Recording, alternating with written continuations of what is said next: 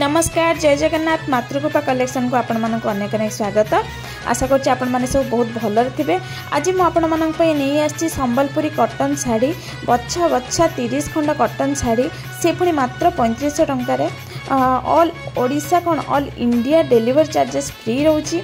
आपण मैंने तो जानी थे आग को सावित्री आसूची रज आसूची ता छड़ा एबे तो खरा दिन चलती कॉटन साड़ी बहुत डिमांड अच्छी सी पुणी संबलपुरी हैंडलूम कॉटन साड़ी जोटा कि आम मानक पिंधा को बहुत कंफर्ट लगे। खासकर एजेड लोक मैंने तो संबलपुरी साड़ी टी चॉइस करती से भी बहुत बढ़िया कलेक्शन अच्छी।